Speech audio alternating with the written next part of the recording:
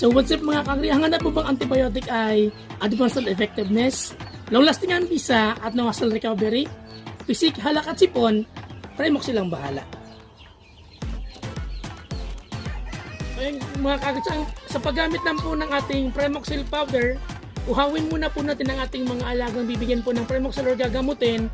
Kung nagbigay po tayo ng pagkain ng 7:30 ng umaga, magpakain po or magpainom po tayo ng Primoxil powder 8:30 na ng umaga, at least 1 hour po silang uhawin para po mainom nila. Then magbigay na po ng Primoxil powder 5 grams per 1.5 liters of water, or yung isang sachet po ihalo natin sa 1.5 liters ng tubig at ibigay na po natin sa ating mga alagang manok. So hindi lang po ito para sa paggagamot, pagyan po siyang prevention at bacterial flushing pagkatapos po nating magpurga. So, syempre gawin po tayo mga produkto ng Battlecac. Sa Battlecac, lagi nga lamang.